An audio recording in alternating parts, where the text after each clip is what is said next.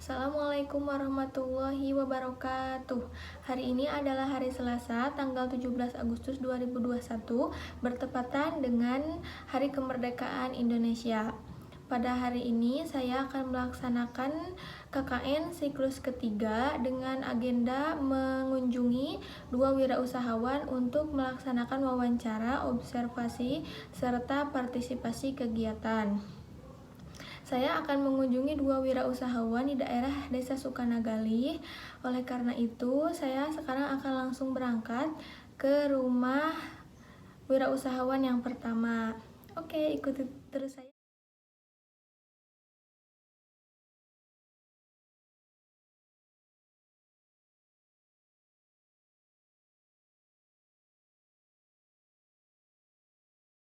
Assalamualaikum warahmatullahi wabarakatuh. Alhamdulillah saya sudah berada di rumah wirausahawan yang pertama di daerah Desa Sukanagali. Tadi saya sudah meminta izin kepada ibunya untuk diwawancarai dan alhamdulillah ibunya bersedia. Sebelumnya kita perkenalan dulu ya ibu. Boleh perkenalkan nama dan juga umurnya. Oke. Bismillahirrahmanirrahim. Assalamualaikum warahmatullahi wabarakatuh. Terima kasih atas kunjungannya ke sini. Perkenalkan, nama saya Yuni Rohmat Oktaviani. Usia saya sudah menginjak 27 tahun. Ya, insyaallah tahun ini mudah-mudahan panjang umur. Amin. Oke, baik, mungkin cukup sekian saja ya perkenalannya. Dilanjut ke pertanyaan yang pertama. Ibu kan wirausaha di dunia apa tadi? Tanaman Iya. ya. Jadi ibu memproduksi ini Terus yang tongkat yang panjang itu. Iya, terus penyangga tanaman. Nah, sejak kapan mulai bisnis di dunia turus itu? Alhamdulillah ya, saya bersama keluarga ini udah terjun ke dunia bisnis ini sekitar 10 bulan yang lalu atau sekitar bulan Oktober Tahun kemarin ya, tahun 2020. Udah mau setahun ya? Iya, alhamdulillah udah mau setahun, gak kerasa. Nih, apa saja kendalanya nih dalam produksi turus itu? Oke. Kalau untuk kendala dari turusnya sendiri ya mungkin apa ya, dalam pembuatannya itu alhamdulillah sih mudah ya. Paling kendalanya kalau misalkan pengiriman atau berat gitu, terlalu berat di gramnya, di per kilonya, beban beratnya, iya. Di situ saja kadang kita sebagai pengirim itu kadang tidak sesuai. Jadi kita harus menanggung ongkirnya lebih besar. Oh, jadi sama kita gitu ditanggung. Iya. Ininya. Kalau umumnya sih sudah ditanggung aplikasinya ya, tapi karena mungkin ada kesalahan, terus si berat barangnya itu kelebihan, nah itu otomatis kita yang menanggung, terus dari labanya itu kita dapatnya kadang rugi gitu. Itu sih kendalanya. Jadi kadang rugi Iya. itunya karena berat. Iya, beratnya yang kebobolan. Nih, bagaimana cara membuatnya? Cara membuat Turusnya. turusnya. Oke. Alhamdulillah ya, saya di sini punya beberapa produk. Kalau misalkan produk yang khusus dibuat itu misalkan dari bambu nih, terus ngambil dari serabutnya juga, terus dirapihkan, kemudian kita geleng gitu. Tuh. Iya, cukup sulit, tapi kalau misalkan sudah terbiasa itu cepat sekali pembuatannya. Nih, kegiatan yang dilakukan sehari-harinya membuat itu atau gimana? Iya, kegiatan. kita setiap hari buat produksi barang itu karena selalu buat baru ya. Sebelum dikirim kita stok selalu ada, tapi nggak pernah sampai lama gitu. Jadi tiap hari buat baru, pas bikin langsung keluar ya, gitu. Di mana biasanya membeli yang kayak gitunya peralatannya? Buat bikinnya? Kalau misalkan pipa ya kita mungkin ke material ya. Kalau untuk bambu kita cari ke petani-petani sini juga, pekebun-pekebun di sini. Jadi sejauh itu kita itu masih berbagi rezeki lah istilahnya. Kepada orang juga. Ya, berkaitan. Terus kan di sini juga ada beberapa petani, kita beli bambunya dari sana gitu. Kadang kita beli jadinya yang sudah dibersihkan, sudah berbentuk terus gitu. Kalau misalkan ini untuk serabutnya, kita juga di sini ada BUMDes. Ya, di sini kita bekerja sama dengan BUMDes. BUMDes menyediakan si serabutnya, kita beli ke sana. Gitu. Sekarang kita bicara pengeluaran ya. Kita ke biaya-biaya nih, Bunda. Nih, berapa jumlah dari pengeluarannya dulu deh, pengeluaran tiap bulan? Oke, kalau pengeluaran sih tergantung pembeli ya. Maksudnya gimana ketika pembeli kita banyak, otomatis barang yang harus kita beli pun banyak gitu. Jadi memang di sini tergantung pemasukan juga gitu kan. Paling besar berapa nih pengeluaran gitu? Kayak kalau misalkan untuk bulan-bulan pertama nih ya, alhamdulillah pengeluaran itu bisa sampai 10 sampai 15 juta. Nah, sekarang pendapatannya dari pengeluaran kan tadi segitu. Ya. Nah, pendapatannya nih berapa? Oke, sama kalau misalkan kita pengeluarannya segitu, alhamdulillah karena di produk terus ini ya, yang penting berkah, kita tidak mengambil untung yang banyak, tapi mungkin besar ya. Kalau misalkan atau bulan ini aja, kita misalkan keluar 5 juta, penghasilannya Bisa sama 10 juta? Iya, kotornya. Jadi pengeluaran nanti 5 juta, nanti labanya 5 juta. Jadi 2 kali lipat. Iya, gitu. 50-50. Sekarang ini nih, bagaimana cara memasarkan turusnya tadi? Lewat apa gitu memasarkannya? Karena produk turus ini mungkin ya, kalau misalkan wilayah kita kan terlalu kecil ya. Terus kan nggak semua orang menyukai produk tanaman gitu. Kita dari sini kan mengulik, karena kebetulan kan negara ini juga sudah berkembang, kita ikut ke marketplace gitu, seperti Shopee, terus Tokopedia, Blibli gitu. Peminatnya banyak di situ? Alhamdulillah sejauh ini, alhamdulillah sekali. Banyak? Udah banyak. Alhamdulillah, iya. Nih, apa yang dilakukan misalkan jika di jalan tuh customer tuh komplain misalkan patah gitu di jalan. Nah, yang dilakukannya apa tuh biasanya? Karena itu memang sering ya. Maksudnya dari kita itu sudah dirapihkan, di packing dengan rapi sebaik mungkin. Tapi tiba-tiba kan mungkin di jasa pengiriman, karena mungkin terlalu banyak juga ya, kadang ketumpuk.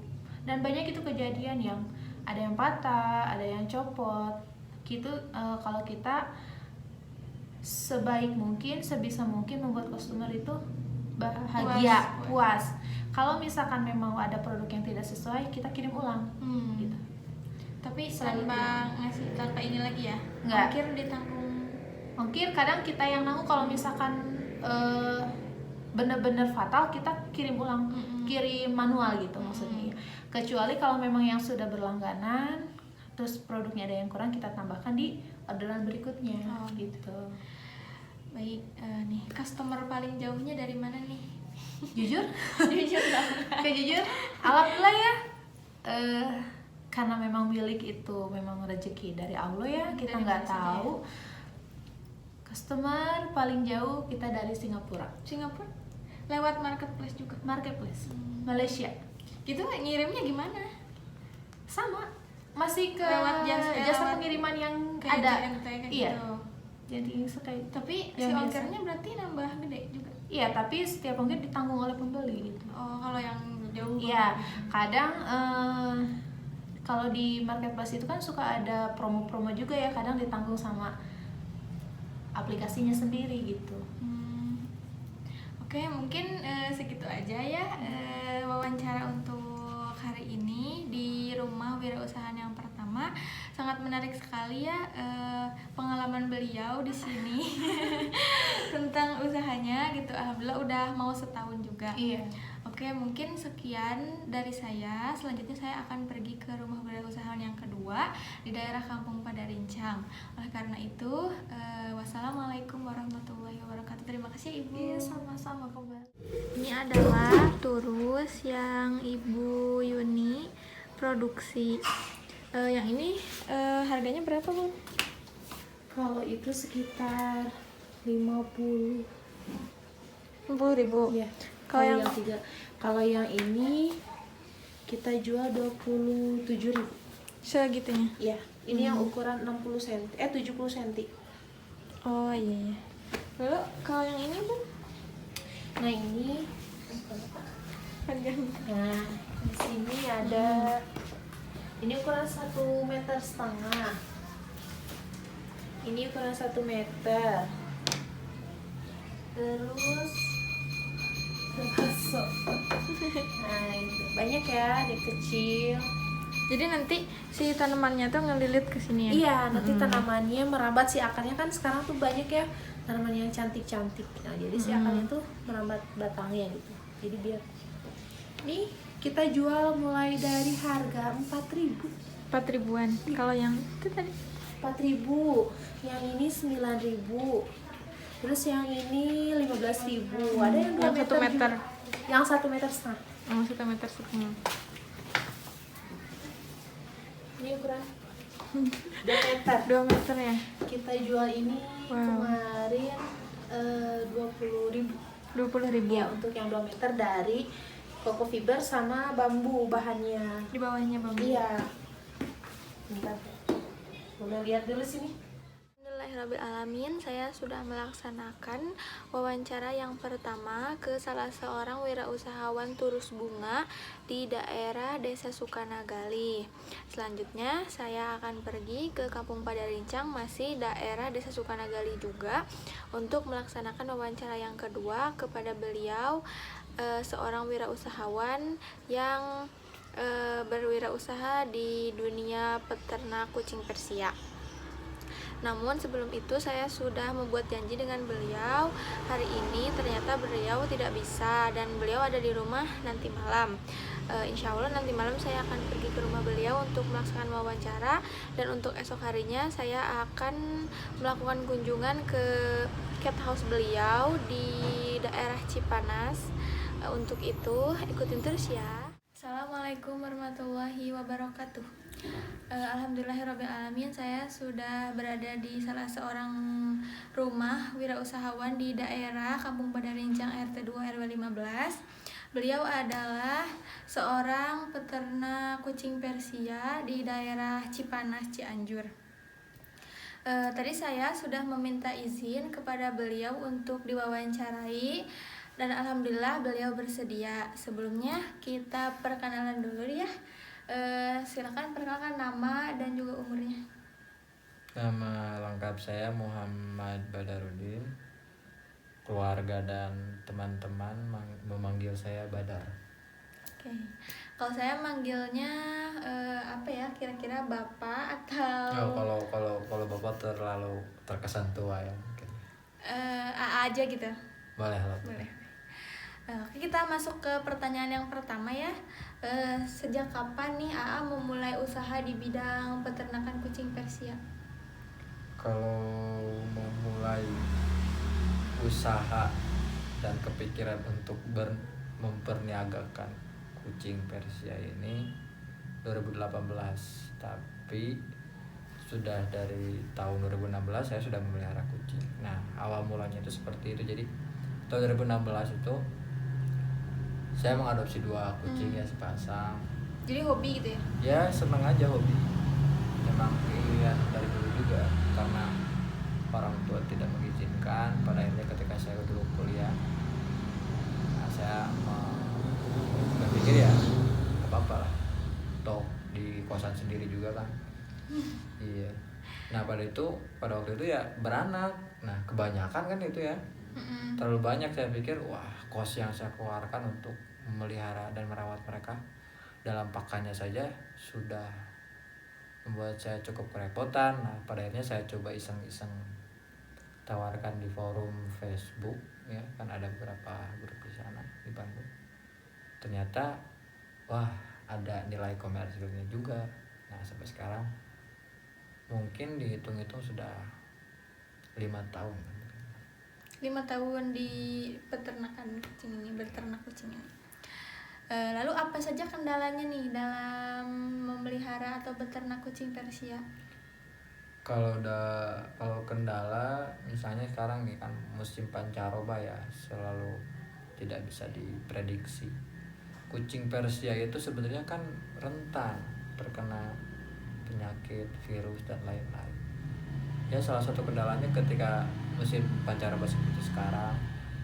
Mereka juga sakit gitu, ikut sakit juga. Iya, mereka mudah banget sakit. Mungkin ya penyesuaian terhadap adaptasinya itu ya kurang maksimal atau kurang bisa menyesuaikan lah. Nih, bagaimana cara merawat mereka tuh tetap sehat? Ya banyak cara dan banyak metode. Misalnya kalau untuk mempertahankan kesehatannya agar selalu tetap prima dan sehat itu pemberian vitamin, suplemen, terus makanan yang padat akan nutrisi. Banyak kan di luar sana pakan-pakan yang memang murah, cuman kita bisa melihatnya di ingredientnya sebenarnya, di komposisinya. Kita lihat saja di situ persentasenya, ada protein, ada kalsium dan lain-lain. Kita lihat saja di situ. Harga tidak akan bohong, kualitas tidak akan bohong kualitas. Nih, kegiatan apa saja yang AA lakukan sehari-hari dalam merawat mereka gitu? Kalau kegiatan sehari-hari ya seperti memelihara binatang pada umumnya ya. Kalau kita memelihara, ya namanya juga memelihara ya.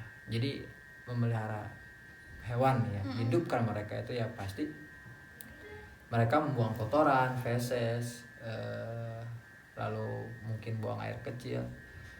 Ya itu yang kita bersihkan. Kalau misalkan kita simpan di dalam kandang ya kita bersihkan kandangnya oleh disinfektan, oleh cairan-cairan yang dapat membantu membersihkan dan membunuh kuman-kuman yang berasal dari fesesnya itu tadi. Atau kalau misalkan kita simpan kucingnya itu di free room atau ya misalkan kita sediakan dalam suatu kamar tertentu, ya kita bersihkan. Jadi indoor gitu. Indoor. Paling yang lainnya ya memberi makan sehari-hari dan minum. Nih, biasanya AA membeli pakan tuh di mana? Membeli pakan kucing. Awal-awal dulu saya offline, maksudnya ya saya ke toko-toko pet shop ya, ke pet shop. Sekali beli kira-kira berapa kilo gitu? Kalau untuk sekarang intensitas saya membeli pakan itu untuk 1 bulan 2 atau 3 kali. Sekali beli itu 7-10 kilo. Pakan kucing. Oke. Apakah kucing yang AA pelihara itu diberikan vaksin atau enggak? Saya pribadi ada beberapa memang yang saya vaksin.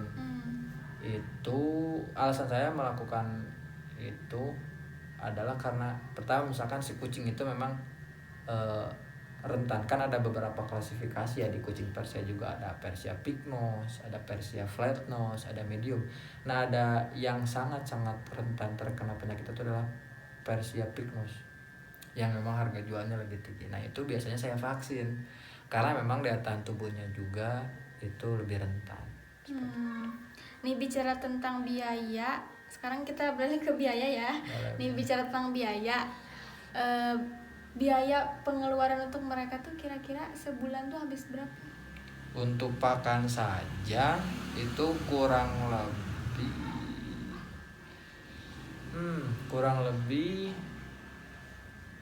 1,5 sampai 3 juta Sebulan? ya. Untuk beberapa ya saya kan punya indukan beberapa ya, sekitar belasan, dan anakan yang sekarang mulai tumbuh lah 2 bulan ke atas. Itu mereka makannya banyak. Makanya ya persediaan pakannya juga harus disediakan banyak. Nah, tadi kan AA melepas adopsikan kucing ya. Oh iya. Nah, cara memasarkannya itu memakai aplikasi e-commerce atau apa? Ya ada 2 opsi sih, ada offline dan online ya, seperti yang tadi katakan. Saya pakai e-commerce juga, saya pernah dan coba-coba tawarkan di Shopee dan ada juga peminatnya ternyata.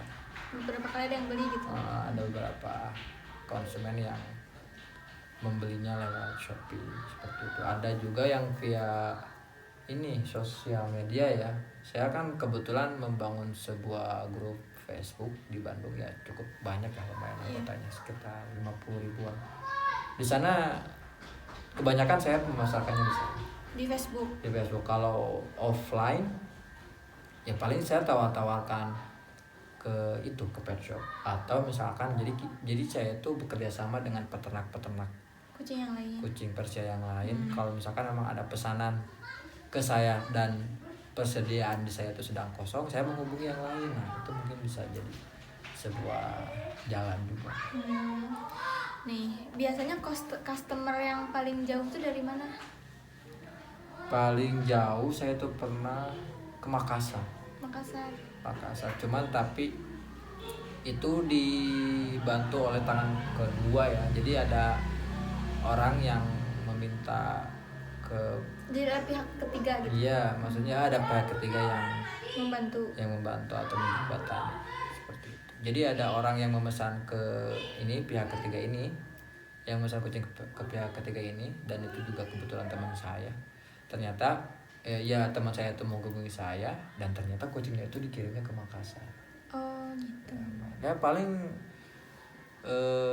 jauh kalau saya pribadi sehari-hari atau ya beberapa minggu ini ke daerah Jawa, Klaten, Malang, Sidoarjo dan lain-lain.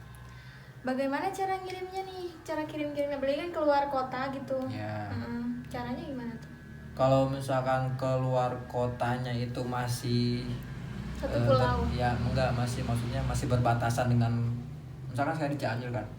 Itu ada di Kabupaten Bandung Barat yang pesannya itu ya biasanya kita COD di tengah-tengah gitu. Ya bisa lah, itu bisa disesuaikan menurut perjanjian. Kalau misalkan dalam dekat atau itu ya kita bisa antarkan atau orangnya langsung datang ke kediaman saya. Kalau misalkan keluar kota yang benar-benar jauh, misalnya jaraknya sekitar ratusan kilometer, ataupun bahkan keluar provinsi atau keluar pulau, ya kita menggunakan jasa kargo atau bis. Enggak. Nah, kalau keluar kota itu bisa pakai bis. Terus kalau keluar provinsi pakai kereta. Iya, KAI ya. Ya, KAI, pakai ke KAI. Nih, pertanyaan terakhir. Apa yang dilakukan AA kalau salah satu dari mereka sakit? Misalkan kucingnya ada yang sakit nih. Kalau misalkan kucing itu ada nih virus-virus tertentu yang memang sangat mematikan, seperti saya kurang ingat ya, panle atau kalisi. Ada satu lagi tuh yang benar-benar mematikan. Itu kalau misalkan kita simpan kucingnya itu berdekatan, itu akan sangat cepat sekali menyebar. Menular. Ya, menular seperti itu. Dan itu mematikan hitungan hari bisa meninggal. Gitu. Yang saya lakukan ya pasti penanganan pertama ya berdasarkan pengalaman lah. Ada beberapa obat juga yang saya kumpulkan dan siapkan ya untuk penanganan pertama kalau memang dirasa nantinya belum ada perkembangan kucingnya itu, belum kunjung sembuh juga, ya paling saya konsultasi atau datang ke dokter hewan. Terdekat. Oke, mungkin itu jadi pertanyaan terakhir ya untuk hari ini. Terima kasih atas waktunya sudah meluangkan waktu untuk membantu diwawancarai tugas KKN ini. Ya, semoga lancar ya. Amin.